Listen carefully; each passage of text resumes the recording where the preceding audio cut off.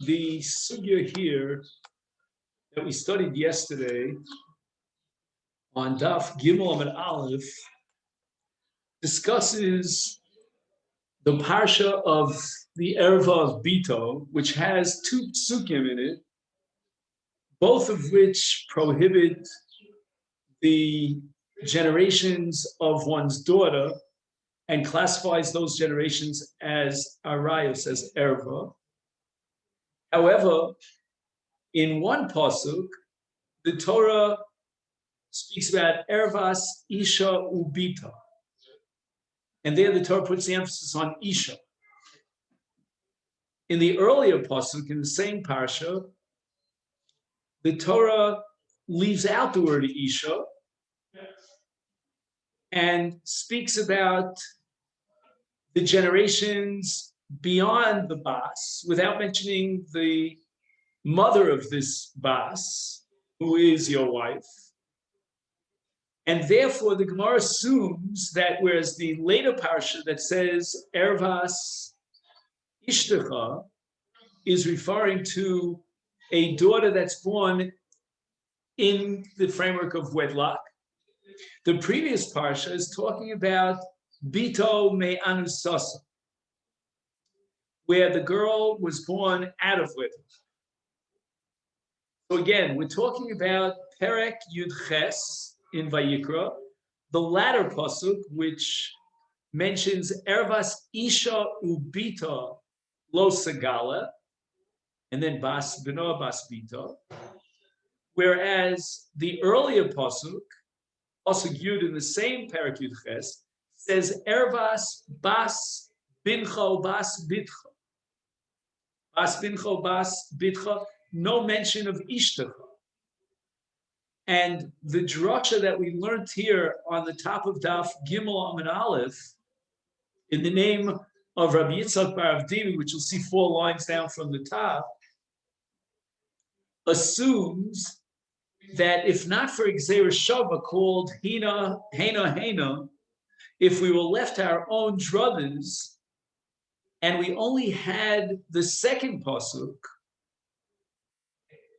Yud Zayin, which spells out Ervas Isha Ubita Lo Sagala, we would only derive the conclusion that there's an Erva of Bito because she's the daughter of your wife. We would not know about the Erva of Bito in the case where she's not the daughter of your wife because she was born out of wedlock. And that's why we need this Gzeira Shava to teach me the Isser of Bito in the case of Anusasa. Does all this ring a bell? Yeah. Okay. Now, you could have applied the principle of Kal Vachomer here, and since the Torah in the earlier pasuk Yud, mentions Bas Bitcha, which is your granddaughter, then how much more so Bitcha? So Bas Ishtecha is mentioned in the later pasuk Yud Zayin. That's your granddaughter who was born to your daughter within marriage. But in the case of your granddaughter born to your daughter out of marriage, it means you did not have a marriage relationship. The Torah says Bas Bito, then how much more so can we derive Bito? Why do I need the Gzeira Shava? And the answer is because we have a principle called Ein Onshim Min Adin. So we cannot derive these Isurim in the case of Bito Man and Saso from a Kal Vachomer, even though logically it would make absolute sense. If Bas Bito is an error, then how much more so Bito?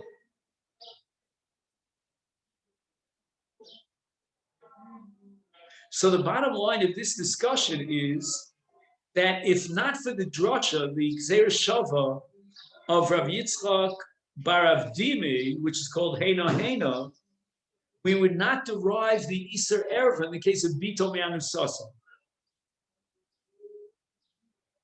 Now, on Daf Beis Amid Beis, you'll see the bottom Tosfos, which spills onto Daf Gimel Amid Aleph.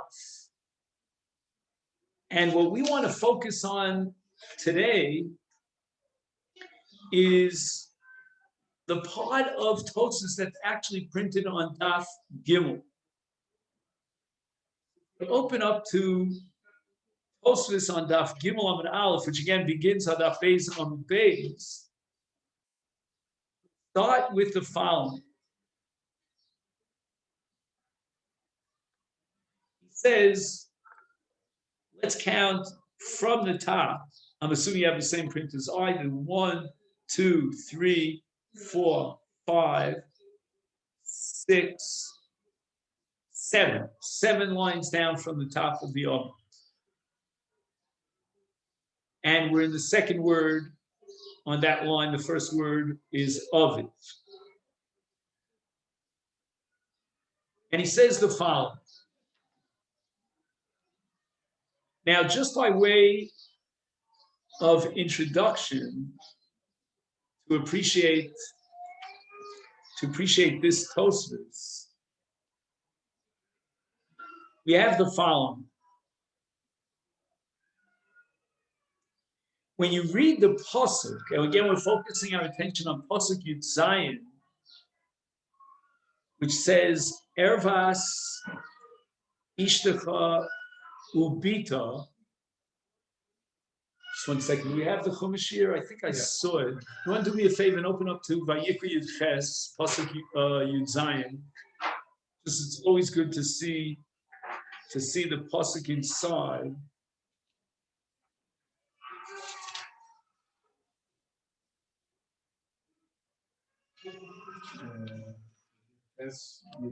Yeah. If you don't mind reading it out loud, because I don't have it in front of me. Lo Tagala. Okay, so stop there, because that's all we need for the time being. So it says, Ervas Ishtecha Ubita Lo Sagal. Isha Ubita Lo Sagal. Now, the word Sagala is a biblical word for intimacy. So if you read this pasuk literally, what the Torah is saying here is that you cannot have an intimate relationship with both a woman and her daughter. Now, if that's how we interpret this pasuk, which is again the literal translation of the pasuk, then we could come to a pretty radical conclusion. And that is that if a man marries a woman and she has a daughter, there's no erva with that daughter. The only erva is because the Torah says he's not allowed to be megala erva with both she and her daughter. He can't. If I could put it in very coarse language, he cannot have a sexual relationship with both a woman and her daughter. No, I don't mean at the same time, but I'm saying during the course of his lifetime, once he has a sexual relationship with his wife, let's say, and he consummates that marriage, he's not allowed for the rest of his life to have a sexual relationship with her daughter, even from a different marriage. But the Torah doesn't specify a case in which a man marries a woman and he hasn't consummated that marriage with a sexual relationship. Do you follow my point? Let's say, for example, he gave her kiddushin, but they didn't go into chuppah. He went into chuppah with her, but they didn't have bia. But the Torah is saying that he's not allowed to be magala erva with both his wife and her daughter. But he wasn't megala erva with his wife, meaning he never had that relationship with his wife. So that's the background to this part of Tosfos. And again, don't be thrown off by the fact that we're picking up in the middle of the Tosfos, because this Tosfos really has 2 parts to it. And we're interested in the second part.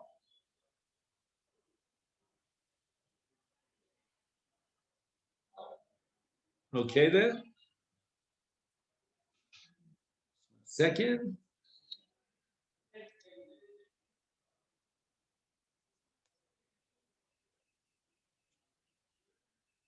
He says, I'm holding on to too many pages at once.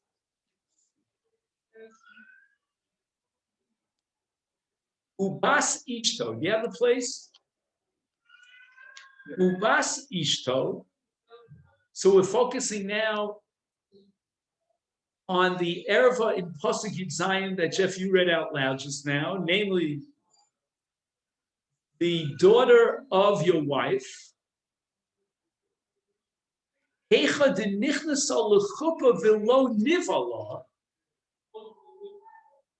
On one hand, she's your wife. There was Kiddushin, Kiddasu Kiddin in front of two witnesses, and he took her into the chuppah below Nivala. At this point, he never actually consummated the marriage for whatever reason. Is there an erva relationship to this woman's daughter from a different marriage? And before we see the re that Tosa is going to quote, you and I may have said, no, this is not included. I have to translate the pasuk literally, and the pasuk is talking about Isha ubito lo segala ervasam. You can't have a gili erva relationship, right, with both a woman and her daughter. But if you never had that intimacy with your wife, then her daughter is not included in this erva. Before the re, I'm talking. Why? Because the Torah says lo segala erva with both a relationship with her and her daughter. But you never had a relationship with your wife.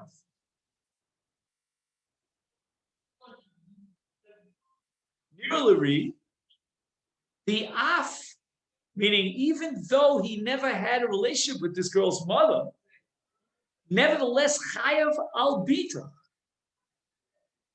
he will be incurring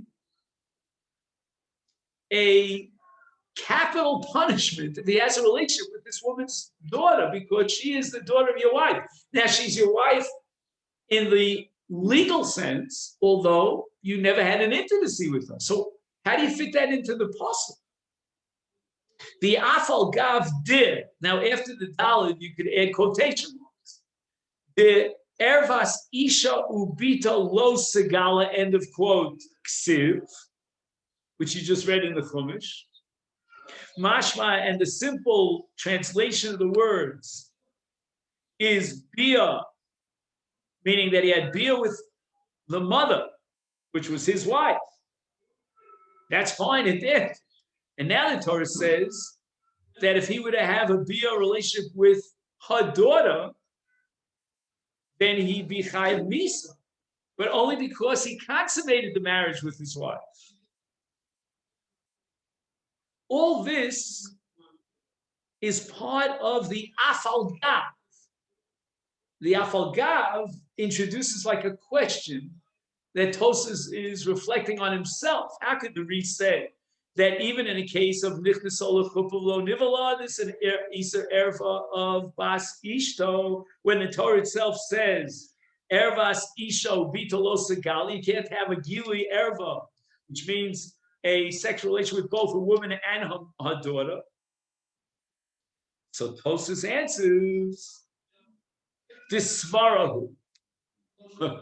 This is really interesting. We're in almost a friction situation, a contention here between the Pshuto Shel Mikra, the simple, straightforward reading of the text of the Torah, and Svara, our logical, intuitive interpretation. Svara, the ain tolui b'bia, that the chiyuv for having a relationship with his daughter, with her, meaning her daughter, is not dependent upon bia with her mother. The her, and how do I prove this svara to you, that you don't need bia with the mother in order to incur the chiyuv misa with the daughter, with her, his wife's daughter. The lo machayev al bas anusasa,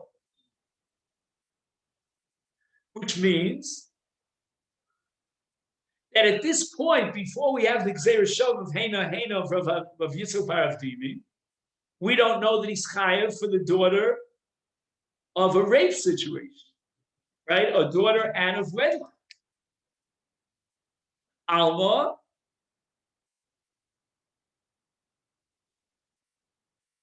the Kiddushin Talia Milsa,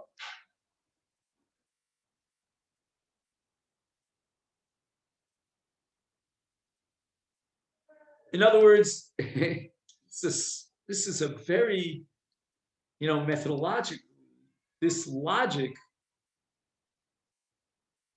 in college, I never took logic. I was always afraid because I wasn't so great at math, and logic is all in mathematical symbols. You can pick up a book from Princeton.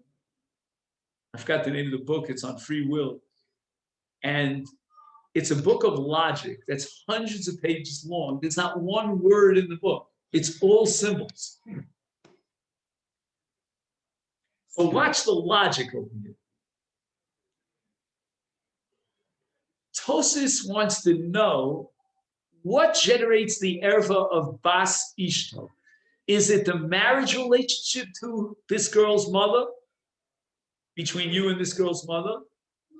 Or is it the bia, the gili erva intimacy that you had with this girl's mother? Tosis is going to now prove it from the opposite. I'm going to prove to you that everything depends on marriage, not on bia. Why? Because if everything depends upon bia, then even in the case of Bas Anusoso should be an erva. We're holding now, before the Gzeira Shava, that Bas Anusoso is mutter. I'll know what you see from the fact that Bas Anusoso is mutter is that the determining factor that generates this erva status is marriage. And if it's marriage, then it makes no difference whatsoever whether he ever consummated the marriage or didn't. She's a full-fledged Ashes Ish. He had Kiddushin with her, he took her into the chuppah, there was Nisuin. She's his wife.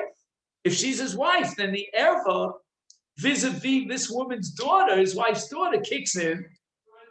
You'll tell me, but he never had a beer relationship with her mother. Well, I'll prove to you that this erva has nothing to do with beer. It simply has to do with ishus, which is the fact that he has a relationship of husband and wife to the girl's mother. And I'll prove it to you because in the case of Anusaso, where the daughter was a result of beer with her mother, nevertheless, there's no erva. Again, before the Gzeira Shava, we always have to hakarayin and kov. That's before the Heinahin. We would have been matir Bas Anusaso. Why? Because the erva of Bito is not generated by a beer relationship with the girl's mother, but rather a marriage relationship with the girl's mother. So imagine a man rapes Nebuch a woman, and this woman gives birth to a daughter. She is Bas Anusaso, but she's not Bas Ishto. So what's the difference between Bas Anusaso, which at this point is Muteres, and Bas Ishto, which is Asura, based on this Pasuk Yud Zayin? The answer is the marriage relationship. Once the marriage relationship comes into being, then the daughter of that marriage relationship comes into the status, takes on the status of Bita. Let's read it inside. He says the Svarahu, meaning if we logically analyze the category of Bito as an erva, Eino totally b'bia. It's not a result of the fact that he had a beer relationship with the mother of his daughter. And I'll prove it to you. And if it's because of the beer relationship with the mother, then why is Bas Anusaso at this point not included under Bito? The answer is because she's not the Bas of Ishto. With an Ishus relationship, she's the Bas of Anusaso. Alma de the Kiddushin Talyunos. And if you happen to own the Gemara that you're holding on to, underline those words because we're going to come back to that. Alma de Kiddushin Talyunos. Because originally Tosas was talking about chuppah, right? Heicha de nichnaso lechuppah. Now all of a sudden he drops the ball on chuppah and he speaks about Kiddushin, which, as you and I know, is Eris in the first stage of marriage. Okay.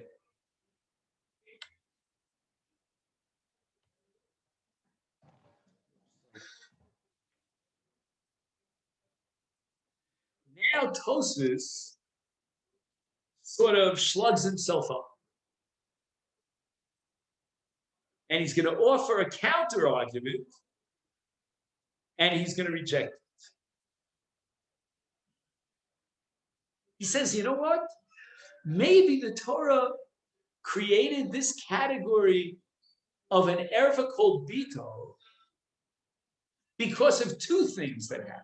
Number one, because this man was married to the mother of this girl, and number two, because this man consummated that marriage. He had a bia relationship.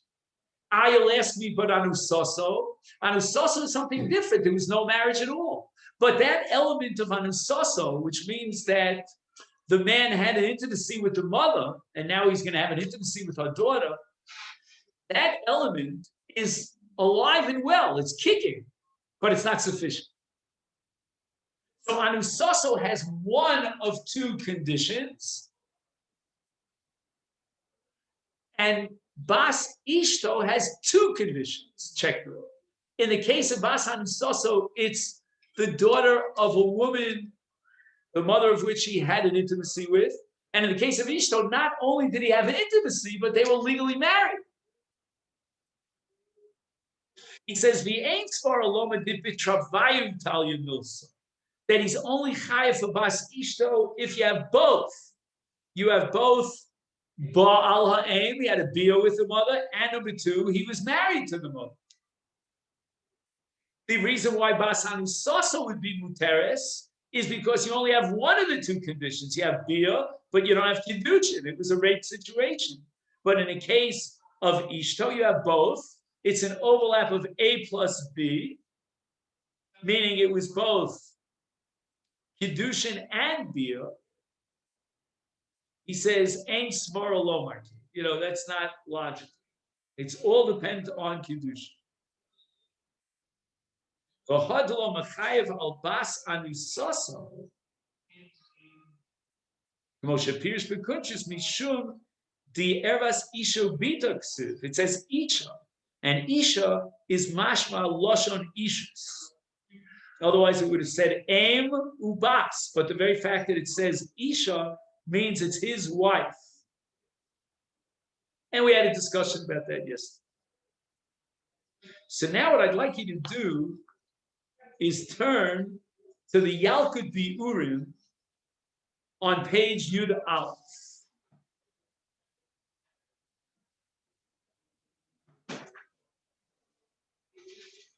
I'm going to try to make life a little bit easier for myself.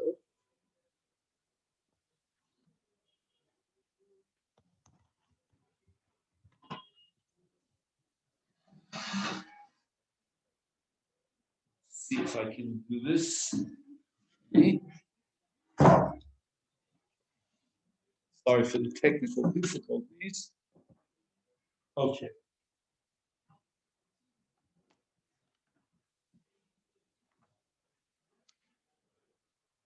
So what we're looking at now is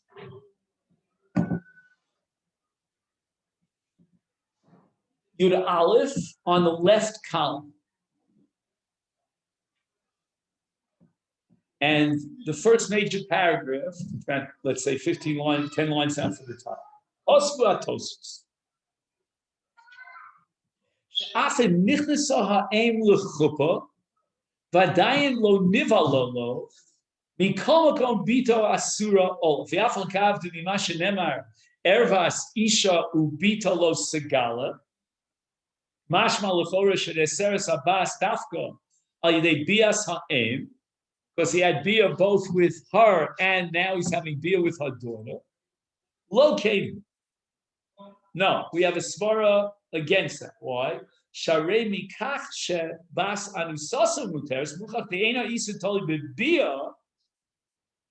Right? It's not the woman with whom he had bia that generates an isa erva vis-a-vis habas, but rather the kedusha ha'en.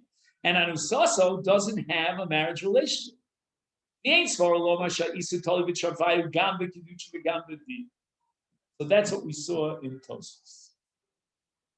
Ulam, Rabbi Kiva Eger has a tshuva. See, Dave, he assumes that Shitas Rashi, again, this Rashi is way later on, on page 98. We're here on page 3. And Rashi Shita is, according to Rabbi Kiva, that Ein Bas Ishto Neseres Alav Ad Sheyachnis Es Ishto Lechupa V'Yovu Olam. Rashi requires 2 conditions to be met in order for the Iser Erva Bito to come to fruition. You've got to have, number 1, marriage, and that means that he took this woman into the chuppah. Number 2, he consummated the marriage with an intimate relationship, and then if he has a relationship with her daughter, he violates the erva of Bas Ish.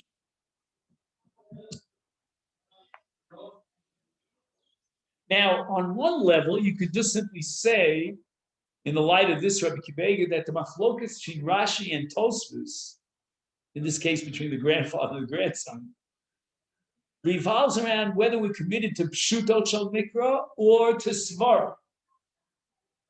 When you have a conflict between simple reading the text in the Torah and a logic, what rules supreme? The Re is in favor of understanding the pasuk through the eyes of svara. And since we saw that the Erev of Bito does not depend upon the Bia relationship that he had with this girl's mother, because in the case of Bas Adu Saso, the Bas is not included in Ereva. Therefore, the Svara here is very compelling that our parsha of Ervas Isha Ubitalo Sagala is addressing a case of marriage, and that's it. That's the read. You don't need anything else. Everything depends upon marriage. The contrast between Bas Ishto and that pasuk is of Anusaso, which we don't know yet is an erva, is marriage versus out of wedlock. But it doesn't matter whether he had ever consummated the marriage with his wife. Rashi, on the other hand, says that the nature of this erva is because you're involved in a sexual relationship between a mother and her daughter. It's a little bit similar, if I can give the example, and tell me if you think it's a fair equation, to a mother-in-law relationship, where you had a relationship with a woman and her mother, Kamos, which is also like Bito, comes under a chiyuv sreif. It's a capital crime. You've had intimacy with both a woman and her mother. Here you're having intimacy with a woman and her daughter. That's the way Rashi understands it. And that's the pshuto shel mikra. Ervas isha ubito lo segala. Lo segala means, you're revealing that place where you have an intimate relationship. And you can't do that with both an isha ubito. But marriage is not enough.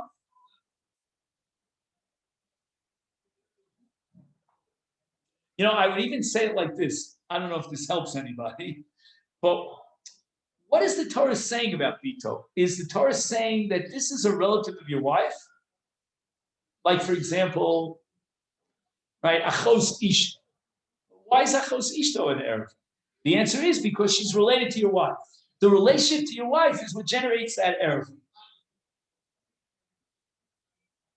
So if you take, for example, the perspective of the Re and Tosfos, Bas Ishto is also, this woman is the daughter of your wife. And you are, out of bounds for certain close relatives of your wife. Or do we say no? What the Torah doesn't tolerate is when you have multiple intimacies with close relatives. It's the Gilui Erva of both this woman and that woman, because this woman is the mother and this woman is the daughter. You're not allowed to have so much pleasure from this world and take both a woman and a daughter. So that Rashi now insists that you've had an intimate relationship with this girl's mother. It's not so simple, because Rashi has 2 conditions that have to be met. You need both a marriage relationship with the mother and an intimacy with the mother. So it's kind of an overlap with both your wife's relative and not having 2 bios with 2 women that are closely related to each other. Okay. Now let's get back to Tosfos. There seems to be a bit of a contradiction in Tosfos. Tosfos opens up with a discussion about Nisuin, right? Nichnas al-chuppah v'lo nival. But then later on in Tosfos, I asked you to underline those words, he writes, B'kiddushin talyavus. Nechliku achronim b'shitas ha-Tosfos. We have two trends in how to understand Tosfos. Ashar Melech v'Rachman Ner Kosvu she'ein neseres habas b'kiddushay ima ela b'nisuin, meaning rak b'knisasa l'chuppah. You need a full-fledged relationship of marriage, according to Tosfos, before you generate an Iser of Bito. However, on the dissenting part of this equation, we have the Achiyesa, that's Reb Chaim Ozer, and the Piskei Tshuva, or as the Hungarians would say, Piskei Tshiva, right? He was Hungarian. Kosvu b'shitasa, sha'af b'kiddushay ishto, bilvad nesra bito. V'chein ishitas harama, v'chein kosav or sameach b'shitas hatosha came mashmil l'chonam, quote, the kiddushin talyum milsa. So we have now a whole school of thought, and the Rambam definitely maintains this position, that even if he only had Kedusha with a woman, her daughter is classified as an Erva of Bita.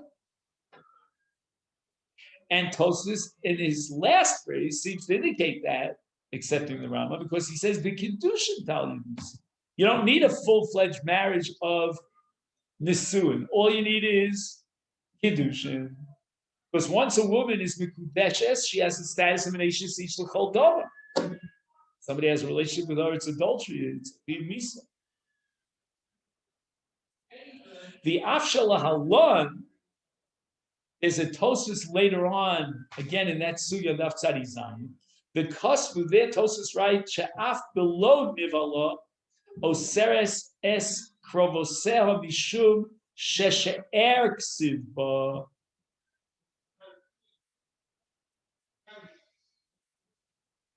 Again, we'd have to go through that Tosfos, and maybe you could find it in the pasuk there. I'm not sure where it says the word she'er. I don't think in that pasuk in Zion it says the word she'er, the one that you read, does it?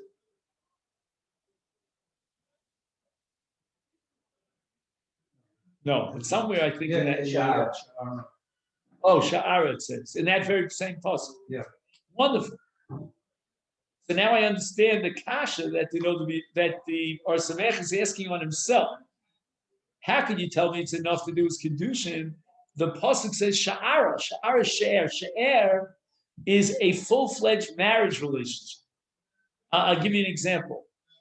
If never a man loses his wife and she has possessions that she inherited or gifts that she got from other people, then he inherits his wife. But that's only after chuppah. After Erisin, it's not called she'er yet, and he doesn't inherit his wife. I'll give you another example. The mitzvah of Ona only applies after she'er, after chuppah. And there are a number of other nafkaminas. Let's say, for example, again, this might be a D'Rabbanan, I'm not sure. A woman who marries a Kohen is allowed to eat truma. Yeah, this is only a D'Rabbanan, actually. And she can only begin to eat truma after chuppah, after the suit, not during Erusin.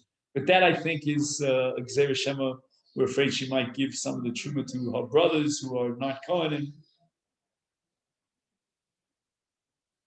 Ubir bazeh shekol hahava mina shelo leser sabas ad shenivala. I think the word nivala. Oh yeah, he says explicitly ha'em. Umishum shenemar ervas isha ubitolo segal shemashma sheisu tolo bevias ishno. Aval bebas bita ubas bina nemar loshon gilui erva dak albas habas. velo al ishto. Hakasu es bas bina ubas bita lo sigala lo sikach legalos ervos.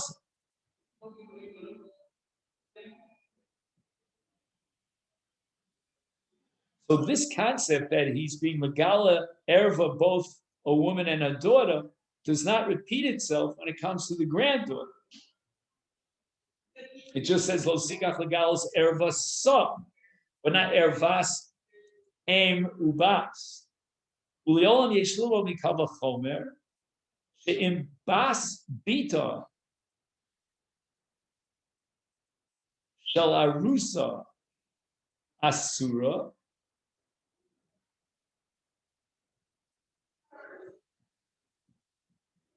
kolshke shebita asura.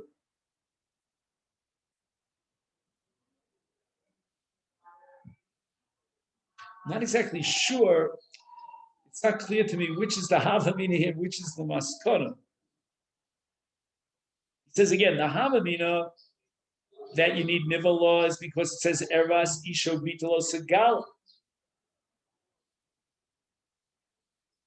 Now, at what point does he reject this havamina? That's what's not clear to me. Like, I need a v'yesh lomar here. I don't find it. He says, Mashmasha isur toli b'bias ishlo amo b'bas bita ubas bina never loshen gilui erva rak al bas habas v'lo al ishto.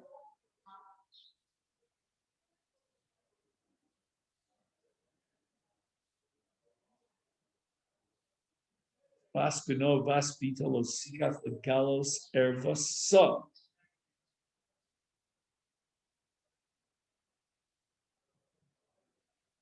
Liol yeshlumo mikal v'chomesh in bas bita shel arusa asura. I don't know what he means she'im. I mean that is the shita of the Or Samech. Aren't we going here according to the Or Samech? Right? He's presenting the Or Samech, and the Or Samech is of the opinion that even Kiddushin alone is sufficient to generate the erva of Bas Ishto. Just that there was a havamina to say no, we need nivala because the pasuk says eras isha ubitalo sigal. So the Isha is totally in Bias Ishta. Now, what is he gaining here by introducing Bas Bita? In Bas Bita, what are we going to say? Biarush Bazesha Ein Onshin Minadin.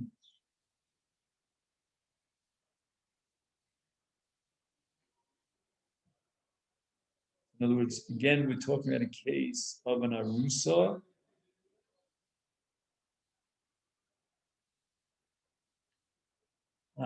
Klal zelo never ella in kain ena din shebonu lomdo nifal b'divrei akos. Ach mi'achar shemishe'er lomanu af below nivala ishto asura af below nivala ishto asura bita is behechre shemashenemar ervas isha ubita lo segala lo nemar al ervas shter ela shal yidei nisue ha'achas nesar gilia erva shal hashnir v'im kain shuvein lilmod mikava chomer ibas bino ubas bito ta'af bas arusoso asura.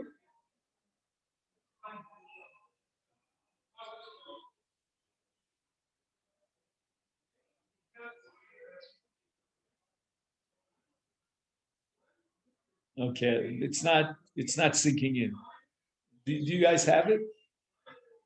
Because again, it's a little bit unclear here at what he speaks about some sort of a havamina, but you're not sure exactly at what point in this discussion and how he rejects that out. But in any event, the entire thrust of this paragraph is to prove that when we read Tosfos B'Kiddushin Talia Milsa, we read it and accept it literally. It's the Rambam sheet as well, that once he had Kiddushin with the mother, the Bas is already included in this erva of Bas. Just think for a moment how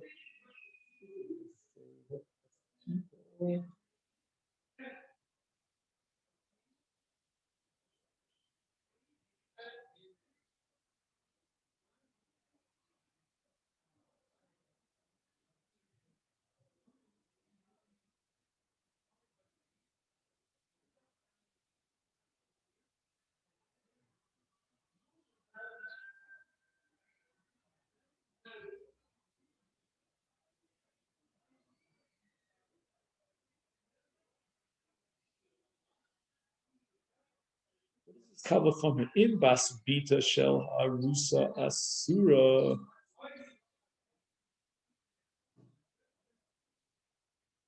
Is Kolshkein Bita Asura.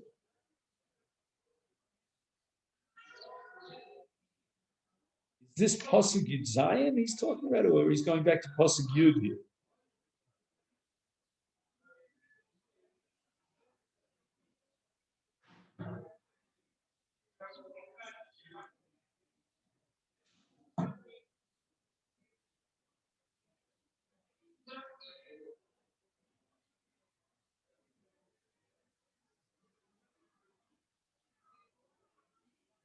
I don't know. This would take me another couple of hours to work these.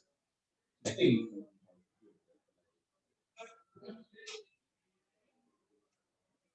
sounds like he's talking about Pasuk Yud, but I don't know.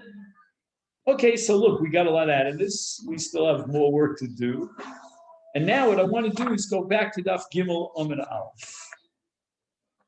Now, where did we get up to yesterday on Daf Gimel Amud Aleph? We got up to the words of my area. Let's see if we can find those words. It is about 2/3 of the way down the Amud.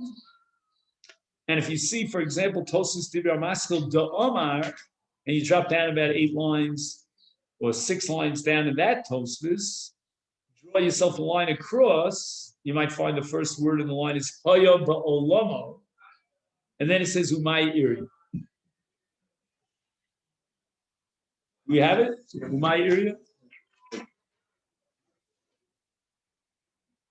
Now, the Mishnah uses a word which the Gemara is not happy with. Let's read the Mishnah. Chamisha sar nashim potros saros sehem, etc. Now, the word potros implies that there is no obligation, right? Potter means ein kan chiv. Does that mean that there's an option here? My area de tana potros lisne osros. Because if there's no mitzvah of yibum in those 15 arayos, then we go back to Eishes Ach, which is an erva, and there cannot possibly be a choice, how should we say, a volunteer if you like to be miyabim. We're just exempting you from your obligation. That's pturos. That's as far as you can get from the truth as you want to get from the truth, because Chas v'shalom, to allow him to have a relationship with any one of these 15 categories of erva. So the word potros is really misleading in this context. It should have said asuros.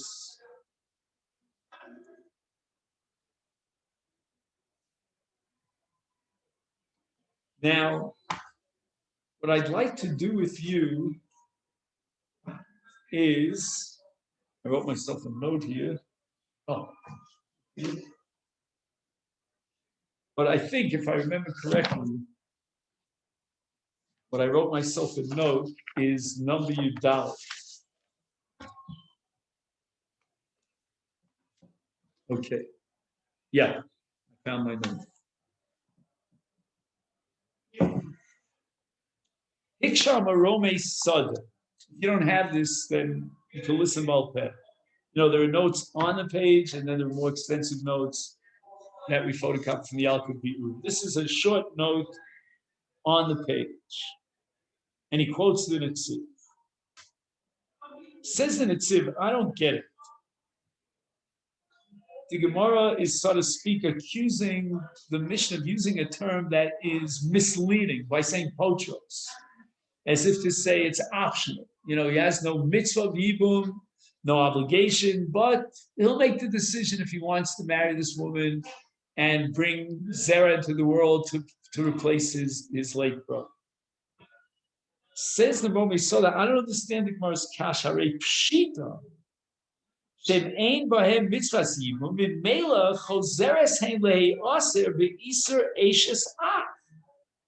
there's no mitzvah of Yibum, she goes back to the original status of an Erev of Eishes Ach. The mitzvah of Yibum is going to be matir, the Isser of Eishes Ach. But if there's no mitzvah of Yibum,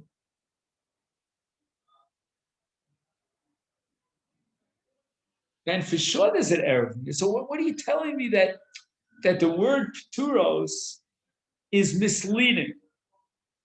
It's not misleading at all. If I know that the Pturos Mabib, then it's awesome. I know it's awesome because it's the old Erva you're bringing back, from the dead, the old Erva of Eishes Ach.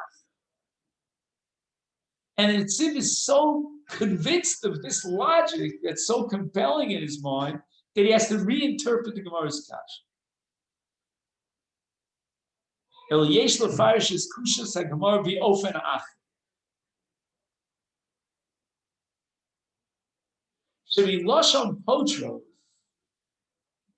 mashma shepturos legamrei min hayibum.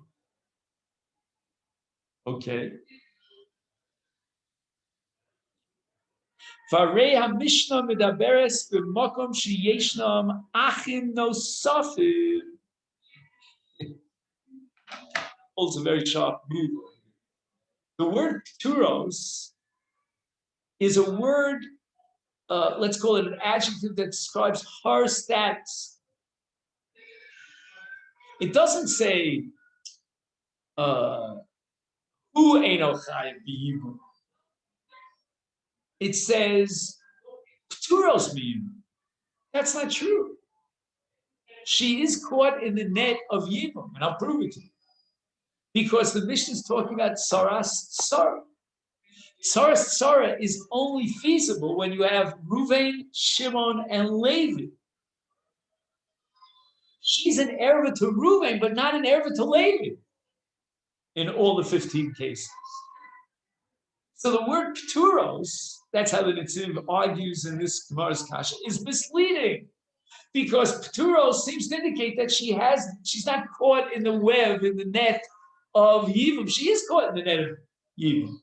It should have said Asuros, which would indicate she's Asura to Yibum, to Reuven, because she is the daughter of Reuven, she is the mother-in-law of Reuven, etc., etc., etc. Very sharp. הרי המשנה מדברת במקום שישנם אחים נוספים, בלבד זה שהוא ערב האום. שכן רק במקרה זה תיתכן במציאות של Tsaras Tsara. So Tsaras Tsara by definition means that there's another brother. She's not ever to that other brother. She does fall for Yibum to that other brother, even though she doesn't fall for Yibum to Reuven because she's an Arab.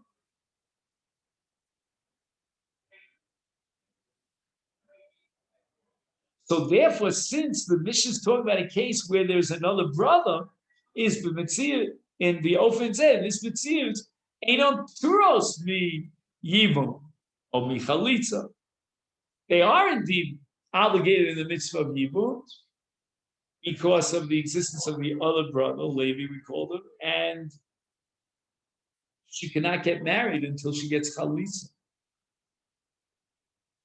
Therefore, says the Netziv, the language Osros would have been much more appropriate for our Mishnah, because Osros means that if Shimon has another wife, that's the tzara of an erva, then not only is Reuven excluded from the erva, that's one of two of Shimon's wives, he's also excluded from the other wife of Shimon. Is Mamela, it comes out that according to the Netziv, if the Mishnah would have employed the word Asuros, we would have understood that it's Asuros and Osros as Hatzara. But that's all again vis-a-vis Reuven, because she's one of these two wives of Shimon is an Erva to Reuven, and now she infects her other wife, the co-wife, who's an Atzaras Erva, and that's called Asuros. That would be a beautiful language.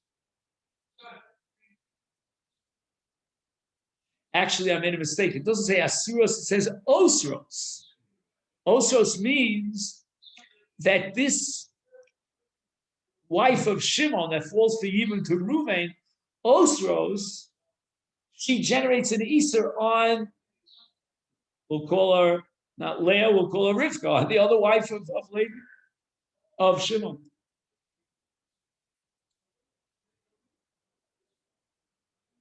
The Gemara answers, Itana Osros, what's the drawback? So the word Osros, Hava Mina, we would have thought that Osir Liyavim, he's not allowed to be Liyavim the Tzara, Avol Michlitza Cholza. But nevertheless, the Tzara is not completely excluded from what we call Zikas Yibum. She's included in Zikas Yibum. She will not be able to get married unless she gets a Chalitza. Why? Because she is Kukaliyava. And Asuros means that she can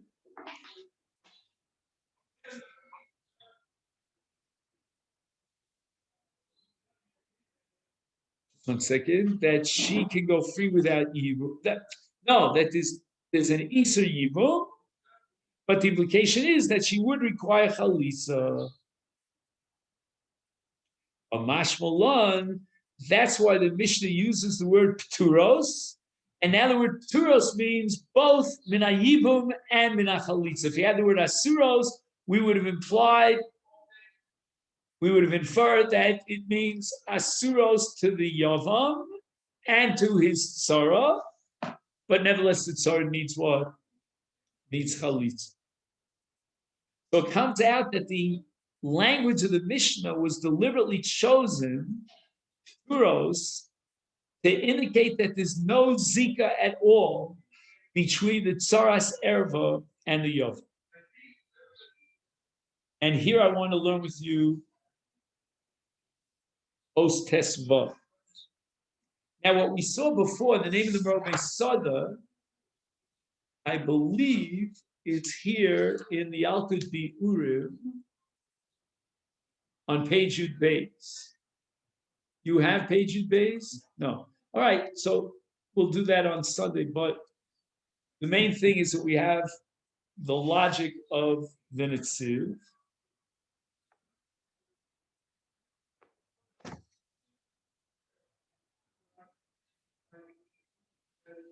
And now the answer to the Gemara. Okay, so to explain the answer to the Gemara, he writes the following: Loshan Osros, Eino Shayach El Biyavam.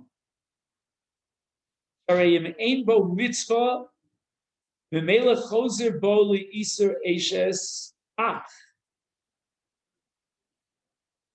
So if we're talking about Yibum, then the word Osros is absolutely appropriate. And Osros means that there's an Iser of Yibum, because that would be an intimate relationship, in this case, with an Erva.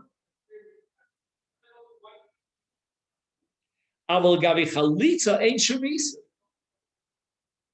I mean, what do we lose by giving Chalitza? The Achba Mokum Sheino Mitzvah, Inu Toim Lomar, Shechayeves Hi B'Chalitza.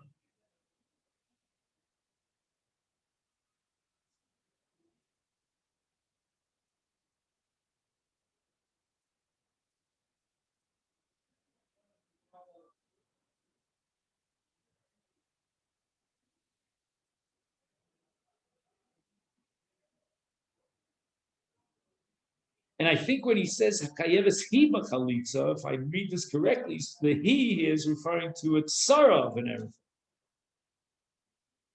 So it works like this: that the erva itself is absolutely out of the ballpark as far as zikas yibum is concerned. There's no chalitza, no yibum, nothing.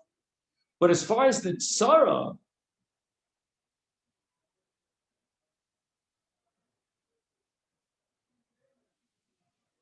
we could say that the tzara is excluded from Yibum, but there still is a Zikas Yibum because she's not related at all to Ruvain, the Yavam, and therefore she needs Chalitza.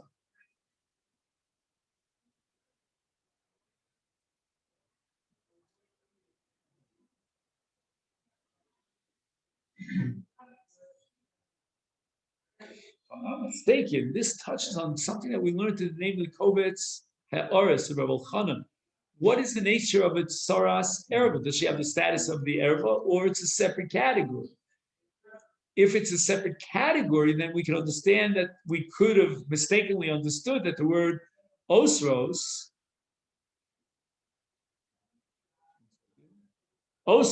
which is what the Gemara recommended should have been written in the Mishnah, would lead us to a mistaken impression that the tzara requires chalitza.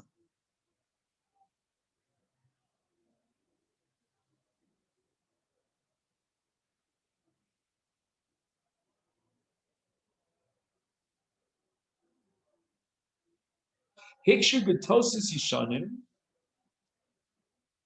alo kol kushas hagemara haisa shichtov osros b'makom potros. Aval shar divrei Mishnah yisharu kamo shehem. Dim kain ech yalal das shechayovos hatzoros b'chalitza alo kosu b'mefurash.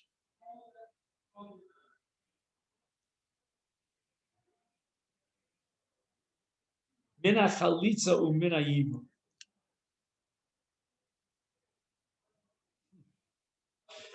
I think what he's saying is how you're going to read the Mishnah. And what does the Mishnah say? Mishnah say nochim, potra source say, it's also say mina chalitza mina yibum. Now you're telling me that had he said osros, we would have come to the conclusion that she requires chalitza. What it says beferish in the Mishnah, else mina chalitza.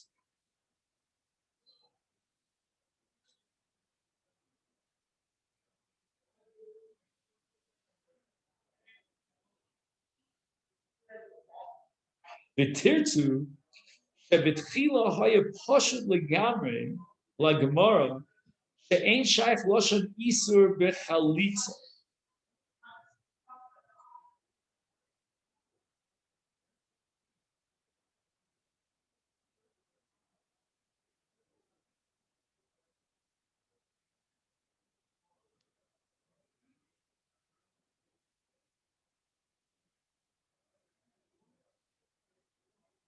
Does that mean Pashut legamri she'ein shaykh lashon isur bechalitza? All akusha hoises yitov osros min hayibum bilvad. V'rak acher sheboa gemara lahakshos sheyitov asura lachlo.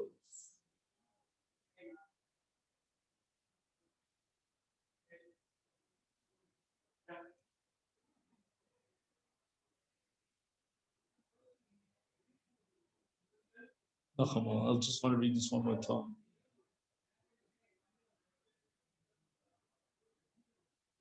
V'tirtzu shebetchila haya pashut legamara she'ein shaykh lashon isur bechalitza.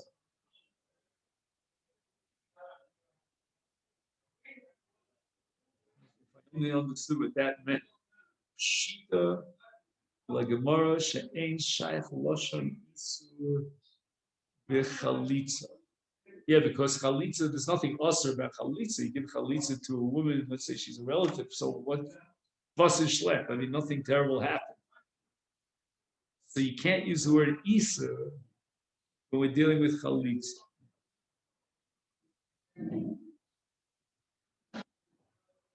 B'chol akusha hoisash yichtov Osros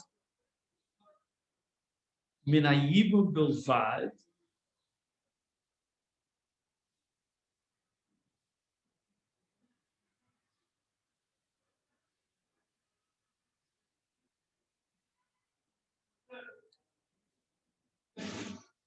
Osros minayibum bilvad. Because Osros can't be shy of Techalim.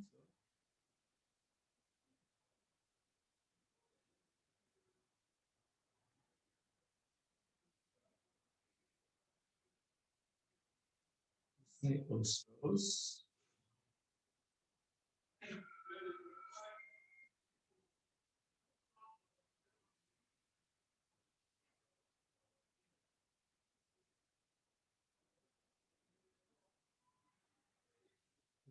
אחר כך, שובה הגמור להקשב, שיכתוב אסורה לחוץ.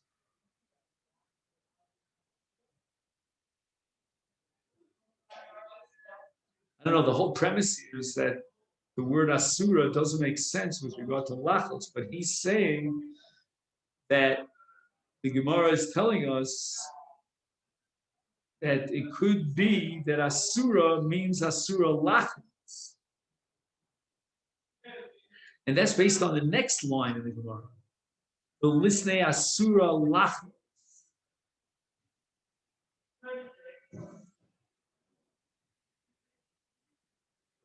You're telling me that what? That if it would have used the word asuros, we would mistakenly think that asuros means meyibum, but she does fall for chalitza. She requires chalitza. Now the Gemara says that's not a good argument. Why? Because the Mishnah could have been absolutely crystal clear and say asura lachos.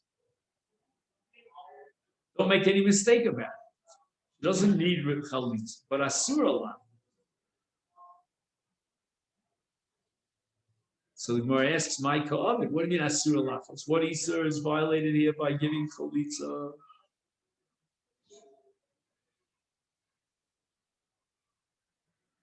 Yafim ein b'maisa chalitza shub mitzvah mikol makom af Isur ein bo.